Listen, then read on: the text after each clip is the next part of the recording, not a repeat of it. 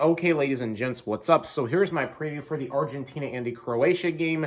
So obviously, despite me being really bummed out that Portugal is not going to make it all the way now that they lost to Morocco, at the end of the day, the World Cup is not going to go exactly how you want it to do. I guess that's what makes football such a very incredible sports to watch. Still, is just the unpredictable becomes the predictable. In other words, the team that you don't think is going to go all the way is going to go all the way. So yeah, let's get into it, man. So Argentina versus Croatia. What can I say about this matchup? Rematch from the 2018 World Cup. Obviously, last time Croatia and Argentina met, Croatia, they beat Argentina 3-0, just embarrassed the crap out of Argentina at the 2018 World Cup, and that would be absolutely unfreaking real if that were to happen again, but I highly doubt that's going to happen. I think it's going to be a very competitive game because, 2018, Argentina's football team wasn't that good, but now Argentina, they are doing way better than 2018, and obviously, Argentina, man, this is Messi's, this finally can be the chance for Lionel Messi to once again go to a World Cup final and have a chance at another trophy, much like how he did in 2014. But, Argentina, this is going to be a tough matchup for him against Croatia because obviously, if there's one thing I've learned is don't sleep on Croatia because what Croatia are doing right now is something that no other nation, I think, has done besides, I guess, 2002 Brazil, and that is, trying to go to the World Cup final and this time win it after losing it 4 years prior. So that's the mission that Croatia are on. And I guess you could say that's also the mission that Argentina are, is to finally make it to a World Cup final and make up for their World Cup final loss against Germany and all that in 2014. So what can I say about this game? First things first, man, for Croatia, I think that the best performer for the team besides Luka Modric has been without a doubt Gvardiol, and we got to talk about Gvardiol because with Gvardiol, the way how he's been performing for Croatia right now has been absolutely undeniably just possibly insane, especially for a 20-year-old to be performing at a world-class level at the World Cup is just absolutely incredible. Just a very incredible moment for Croatian football history because, with Croatia here, man, their defense has been undeniably really good in this World Cup, especially their midfield, and it just goes to show you here that if you have a good midfield, that's really how you win World Cup trophies because you go back to France 2018, without Conte, I don't think France would have won that World Cup, if I'm being honest here. 2014, without Toni Kroos and Schweinsteiger, I don't think Germany would have won the 2014 World Cup. 2010 World Cup without Xavi and Iniesta, Spain, there is no way they would have won that World Cup. 2006 Italy without Pirlo, I guess, and Cannavaro, there is no way Italy would have won that World Cup. So it just goes to show you here that having a good midfield is what really matters when it comes to, winning international trophies. There's a reason why Spain were so dominant from 2008 to 2012 is because of just that midfield duo of Xavi and Iniesta. Now with Croatia, they could join the other previous World Cup winning nations and finally win it if everything goes well from, especially with them having that incredible midfield duo of Luka Modric and Mateo Kovacic. That's going to be the key to determining whether or not Croatia can finally win a World Cup trophy, the way how I see it. So yeah, man, moral of the story or fact of the story is with a good midfield, you can accomplish anything, whether it's the World Cup, Copa America, or the Euros. All it really matters is how good your midfield is. And I guess that's how Croatia is getting it done still in the World Cup, despite them, not having a lot of key players that retired from their 2018 squad. They managed to find a way how to replace all those players, I guess, pretty well, especially with replacing Subasic with Livakovic, who's been performing extremely good. But I think it's safe to say here that Livakovic, he probably is having a better performance than Subasic did at the 2018 World Cup. Well, I think he is, and I think his performance will overtake Subasic's performance if he can guide Croatia to if he can be that hero and savior for Croatia and guide them to a World Cup trophy. So obviously, for Argentina, man, you got Lionel Messi, who's without a doubt still balling out at age 35. Lionel Messi, I mean, say what you want about him, but he's still balling it, man. So Messi, if he does win the World Cup, hey, I'll be extremely happy for Messi, even though I wanted Ronaldo to win. If Messi wins it, man, hey, I'll be happy for Messi. I can honestly admit and be one of those football fans that's going to actually be happy for Messi, okay?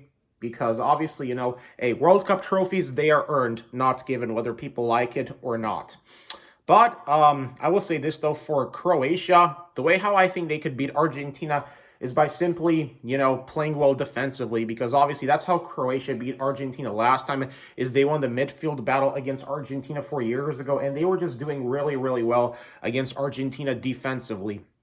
And if you do that, plus if Luka Modric just has all the time in the world, then he can do incredible things and just really I guess, open up that Argentine defense. Because what's going to be really interesting about this game is how Croatia's midfield of Luka Modric and Mateo Kovacic will open up the Argentine defense, because that's obviously was the key to how Croatia beat Argentina at that last World Cup, is just having a good midfield, and Luka Modric being able to, basically control the outcome of the game. That's what makes Luka Modric still the best midfielder in the world. Even though he's 37, Luka Modric, he's aged like fine wine. He's still balling out. So if there is really a best player award that I would give at the World Cup, I would honestly have to give it to probably either Mbappe or Luka Modric, just because I think Mbappe and Luka Modric have been the two best performers at the World Cup, if I'm being honest here. But for Argentina, obviously, what's going to determine is whether or not how Messi and Di Maria can carry that front attack. Because for this game, I personally think that Angel Di Maria is going to have to start for Argentina. If Argentina want to have a chance to open up Croatia's defense, then they're going to have to not only dependent on Messi, but also be dependent on Di Maria. Because obviously Di Maria, let's be honest, Di Maria, he is still super crucial to that Argentina squad. And why was he not starting against the Netherlands? It kind of baffles me. But yeah, I imagine that this time Di Maria, he's definitely going to start the game for Argentina against Croatia. I mean, if you think about it, Argentina, now that they are in the later stages of the World Cup, they can't afford to make any mistakes. So they got to start Angel Di Maria. Seriously, Di Maria, he's going to have to start the game if Argentina want to have a chance to beat Croatia and go to another World Cup final. Because for Croatia, man, the way how they can beat Argentina in this game is if they just perform well defensively. If Gvardiol continues to do his incredible performance as a defender, despite only being 20 years old, then obviously that's one way how I imagine Croatia will beat Argentina again, like how they did in 2018. Obviously, I imagine that they're going to have Gvardiol pocketing Messi, because obviously I imagine right now that Croatia is trying to figure out how do you stop Messi.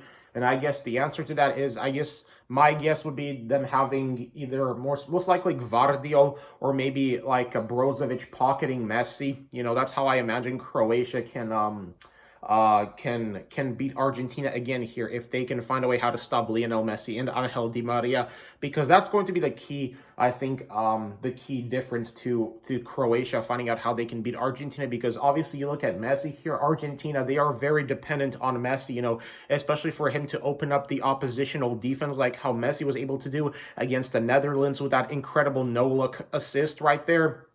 Obviously, that's the way how Argentina basically score a lot on their opponent, is just by having Lionel Messi or just Angel Di Maria open up the oppositional defense. So that's one way how I imagine Croatia can beat Argentina here, is by taking away Messi's passing options, and if they can find a way how to contain Messi, because that's going to be the real key way of how Croatia will beat Argentina, how they can do that again, like how they did 4 years ago.